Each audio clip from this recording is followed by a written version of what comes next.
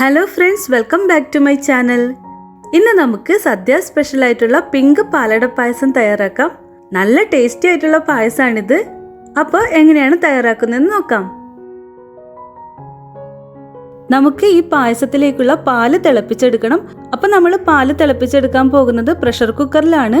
Cooker നന്നായിട്ട് കഴുകി വൃത്തിയാക്കി എടുക്കാൻ പ്രത്യേകം ശ്രദ്ധിക്കണം.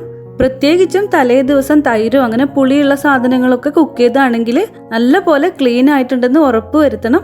ഇതിലേക്ക് നമുക്ക് 1 ലിറ്റർ പാലെടുക്കാം. ഈ പാത്രത്തിൽ തന്നെ 1/4 കപ്പ് വെള്ളം എടുത്തിട്ടുണ്ട്. അതും ഈ പാലിലേക്ക് ചേർത്ത് കൊടുക്കാം. ഇനി ഈ പാല് തിളപ്പിക്കാനായിട്ട് വെക്കാം. അപ്പോൾ ഒരു മീഡിയം ഫ്ലെയിമിൽ വെച്ചാൽ മതി. ഇങ്ങനെ പാല് തിളച്ചു വരുമ്പോൾ ഇതിലേക്ക് 1/4 കപ്പ് പഞ്ചസാര ചേർക്കാം. പഞ്ചസാര ചേർത്തിട്ട് നന്നായിട്ട് മിക്സ് ചെയ്യണം. മീഡിയം ഫ്ലെയിമിൽ തന്നെ 2 മിനിറ്റ് നന്നായിട്ട് മിക്സ് ചെയ്തെടുത്താൽ മതി. ഇങ്ങനെ 2 മിനിറ്റ് തിളപ്പിച്ചതിന് ശേഷം നമുക്കിത് ലോ ഫ്ലെയിമിലേക്ക് വെക്കണം. അപ്പോൾ ഏറ്റവും കുറഞ്ഞ തീയിൽ തന്നെ വെക്കാൻ ശ്രദ്ധിക്കണം. അതിനുശേഷം കുക്കർ മൂടി വയ്ക്കാം. ഇത് 45 മിനിറ്റോളം ലോ ഫ്ലെയിമിൽ കുക്ക് ചെയ്യണം. അപ്പോൾ ഓരോരുത്തരും ഉപയോഗിക്കുന്ന കുക്കറിനനുസരിച്ചിട്ട് സമയത്തിൽ ചിലപ്പോൾ കുറച്ച് വ്യത്യാസം വന്നേക്കാം. ലോ ഫ്ലെയിമിലാണെന്നുള്ളത് ശ്രദ്ധിച്ചാൽ മതി. ഇതിൻ്റെ ഇടയിൽ ചിലപ്പോൾ 1-2 വിസിലൊക്കെ വന്നേക്കാം. അതൊന്നും കുഴപ്പമില്ല. അപ്പോൾ ഇത് റെഡി ആവട്ടെ. പായസത്തിലേക്ക് വേണ്ട അട വേവിച്ചെടുക്കണം. ചെറിയ ടൈപ്പിലുള്ള അടയാണ് നമുക്ക് ഈ പായസം ഉണ്ടാക്കാനായിട്ട് വേണ്ടത്. അപ്പോൾ ഞാനിവിടെ 2 കപ്പ് വെള്ളം തിളപ്പിക്കാനായിട്ട് വെച്ചിട്ടുണ്ട്. ഈ വെള്ളം നന്നായിട്ട് തിളച്ച് വരുമ്പോൾ ഇതിലേക്ക് 1/2 കപ്പ് അട ചേർത്ത് കൊടുക്കാം.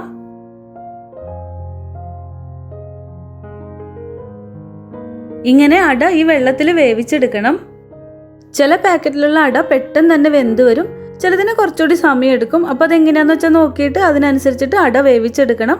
നമ്മൾ സാധാരണ ചോറൊക്കെ വെന്തോന്ന് നോക്കുന്ന പോലെ തന്നെ കയ്യിലേക്ക് എടുത്തിട്ട് ഒന്ന് ഞെക്കി നോക്കിയാൽ മതി. അട വെന്തോന്നുള്ളത് മനസ്സിലാകും.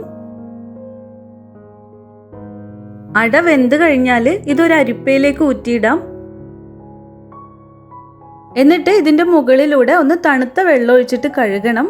ഈ ചൂടിൽ തന്നെ ഇരുന്നിട്ട് അട കൂടുതൽ വെന്തു പോവാതിരിക്കാനും പിന്നെ ഇതിൻ്റെ ഒരു പശപശപ്പ് ഒഴിവാക്കാനും വേണ്ടിയിട്ടാണ് നമ്മൾ തണുത്ത വെള്ളത്തിൽ കഴുകുന്നത്. അട വേവിച്ചിട്ട് നേരെ പായസത്തിലേക്ക് ഇട്ടാൽ ആ അടയുടെ പശിമ കൂടി വന്നിട്ട് പായസത്തിന് തിക്ക് കൂടും.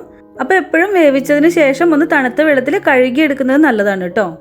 40 മിനിറ്റ് ആയപ്പോൾ ഫ്ലെയിം ഓഫ് ചെയ്ത് പ്രഷർ ഫുള്ള് പോയതിന് ശേഷമാണ് കുക്കർ ഓപ്പൺ ചെയ്തിട്ടുള്ളത്. ഈ പാല് നല്ലൊരു പിങ്ക് കളറിലേക്ക് ആയിട്ടുണ്ട്. നിങ്ങളിത് തുറന്നു നോക്കുമ്പോൾ നല്ലൊരു പിങ്ക് കളർ വന്നിട്ടില്ല എന്നുണ്ടെങ്കിൽ പ്രശ്നമൊന്നുമില്ല. ഒരു സ്പൂണ് കൊണ്ട് ഈ പാലൊന്ന് ഇളക്കിയിട്ട് വീണ്ടും കുക്കർ മൂടി വയ്ക്കണം. എന്നിട്ട് ലോ ഫ്ലെയിമിലേക്ക് കുറച്ച് സമയം കൂടെ വെച്ചാൽ മതി. കളറ് ശരിയായി കിട്ടിക്കോളും. അപ്പോൾ പാലും അടയും ശരിയായി. ഇനി ഇത്തിരി വിസ്താരമുള്ളൊരു പാത്രം എടുക്കാം. ഒരു നോൺ സ്റ്റിക്ക് പാത്രമോ അല്ലെങ്കിൽ ഉരുളിയോ എടുക്കാം. ഇതിലേക്ക് 1 ടീസ്പൂൺ നെയ്യ് ചേർത്ത് കൊടുക്കാം. നെയ്യ് ചെറുതായിട്ടൊന്ന് ചൂടായി തുടങ്ങുമ്പോൾ ഇതിലേക്ക് നമുക്ക് നേരത്തെ വേവിച്ചു വെച്ച അട ചേർത്ത് കൊടുക്കാം. ഈ അട നെയ്യിലൊന്ന് വഴറ്റിയെടുക്കണം.